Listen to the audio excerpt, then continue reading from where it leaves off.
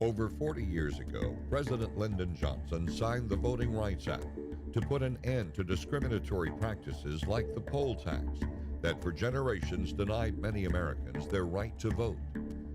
In 2007, the voter ID fight came to the Texas Capitol, where a senator from Houston made a courageous stand to protect every Texan's right to vote and be counted.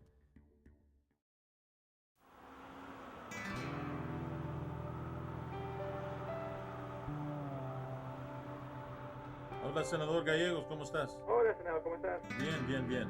Gracias por hacer esto. No, para servirle. Gracias. Mira, te voy a pasar al estudio, dame un momentico y empezamos con uno. Mario Gallegos represents a working-class Hispanic district in Houston. He's a former fireman, and everybody understands where he's coming from, and he's a pretty consistent vote on behalf of his constituents.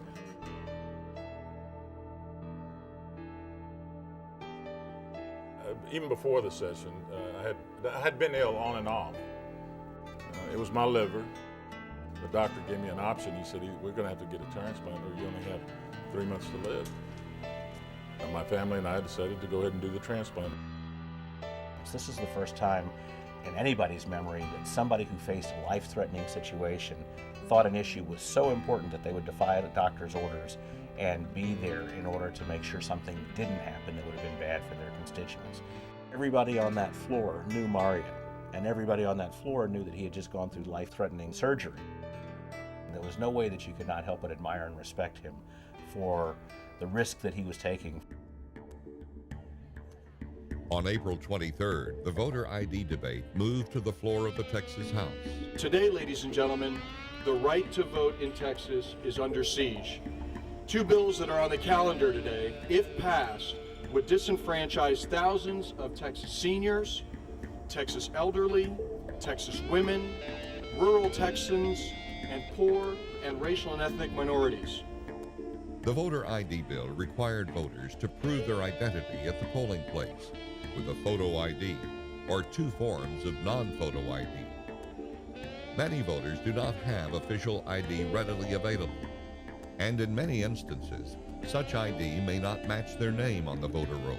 My sister just received her original birth certificate, but there was a mistake. Her baptismal certificate says Maria Lidia Farias.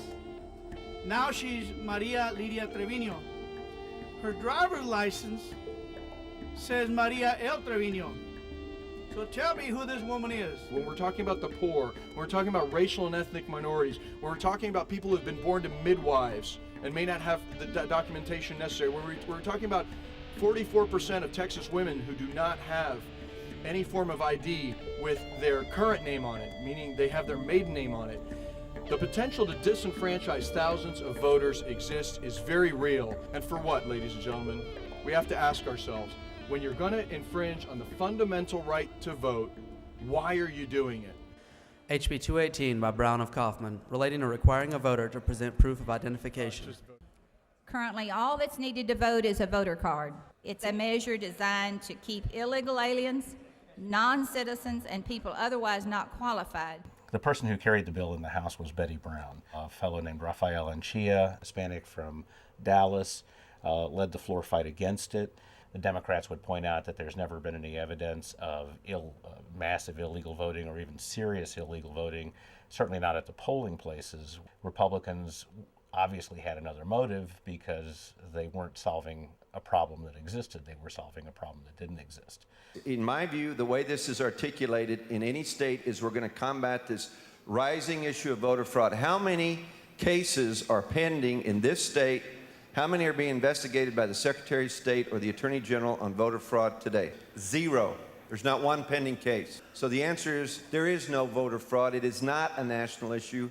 And rising to make this an issue in the state of Texas, in my view, is really aimed at another basic goal, which is voter suppression. Well, there have been a number of studies undertaken already to see what effect voter ID bills will have. The turnout actually goes down, particularly among Latino populations and African American populations, if you have a voter ID bill. You actually drive the Latino voter turnout down roughly 10% and nearly 6% for African Americans. To the extent that that's having a partisan skew, where you have minorities affected adversely in comparison to Anglos or whites, that's clearly going to have a partisan advantage by Republicans. That's why you see all of these bills being introduced in state after state by Republicans. Royal Massey is a former political director for the state Republican Party. Royal is one of the ones who's objected to things like the voter ID bill because he thinks it's fundamentally anti-democratic with a small d. And his analysis, he says that it would probably drop Democratic turnout by about 3%. Republicans understand that a 3% or a 2% decline in Democratic participation probably guarantees them the majority for another few years.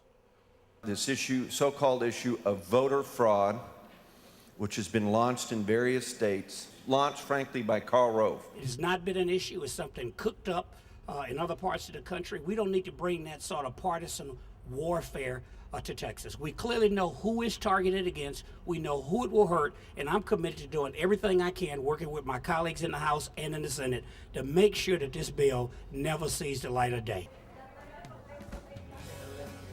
Okay. I'm just fine. How are you? Thank you. Y él me dio una segunda chance aquí para servir a ustedes. That day was not mine, it was yours.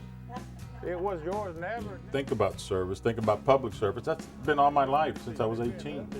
When I joined the Houston Fire Department and just went on to state representative to president as a state senator. Mike, good to see you. Oh, a lot better.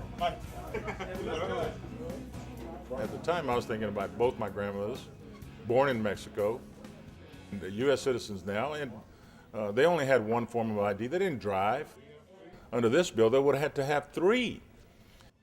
I can only envision both my grandmothers walking into the precinct and being told that they had to have 2 more forms of ID and prove that they're U.S. citizens.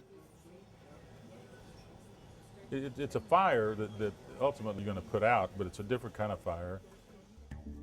It was obvious that it was going to pass in the House because the Speaker controls the schedule in the House and there was a Republican majority. The question was always how it was going to play out in the Senate. For motion to suspend the Senate's regular order of business to take up and consider committee substitute to House Bill 218. Letitia called me, our chairwoman of the Democratic caucus here in the Texas Senate, that she said we needed an 11th vote to block, and that was me. They elected me even though I was ill. I had to make a decision at the time. The decision was to stay with my colleagues and block the bill. The Democrats have just enough votes to be able to stop the bill from coming to the floor as long as everybody is there all the time. It's clear that the lieutenant governor and a handful of Republicans are looking for an opportunity when one Democrat is going to be off the floor. As a result, Gallegos, even against his doctor's orders, plants himself in the Senate.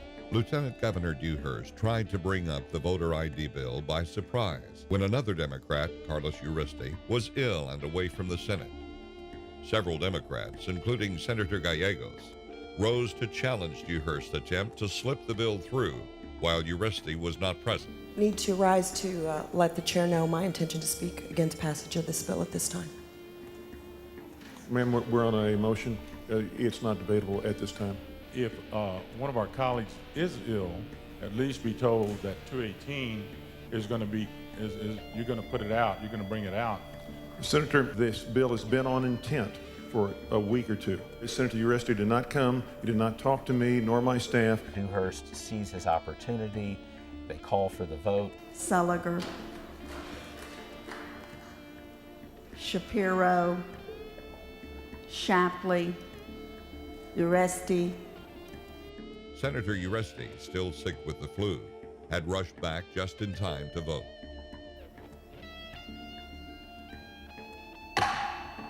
There being 20 ayes and 11 nays, the motion to suspend fails at the present time. They really didn't trust him not to bring the bill back up. After 2 weeks, the fight was taking a toll on Senator Gallegos, and he had to return to Houston for a biopsy. When I was told that I had to go back home, really that was the darkest moment. The doctors had detected that my enzymes had risen, and they wanted to do a biopsy on me Friday morning. I asked Senator Whitmire to call a caucus. I got to tell him the truth, that I'm fixing to go into day surgery tomorrow, and then I want my colleagues to know. I asked him to give me that Friday And if I come back, fine. If I don't, fine. You'll have a clear sailing to pass your bill. With 1 week left in the session, Mario returned to the Senate against his doctor's orders. One of my colleagues on the Republican side, a physician, a family physician, had ordered a hospital bed for me. Mario Gallegos, next to a hospital bed in the sergeant's chambers, 30 feet from his desk. It was a reminder to everyone that he had made this almost an Alamo-like issue, a last stand-like issue. Day after day, tensions mounted until Dewhurst finally conceded. I surrounded my desk, and then he just came out and said, Mario, why don't you go on home and get some rest? This bill is dead. But I felt that I did the job that I was elected to do, and that's stand up for my folks. Mario Gallegos risked his health to defeat a voter ID bill so insidious that a major Texas newspaper called it a modern-day poll tax that would turn back the clock on voting rights in Texas. Take care. He looks great. Now he sounds stronger, and we know that now he's ready to get up there and keep doing his job.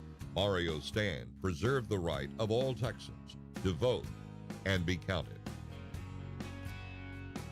But the fight isn't over.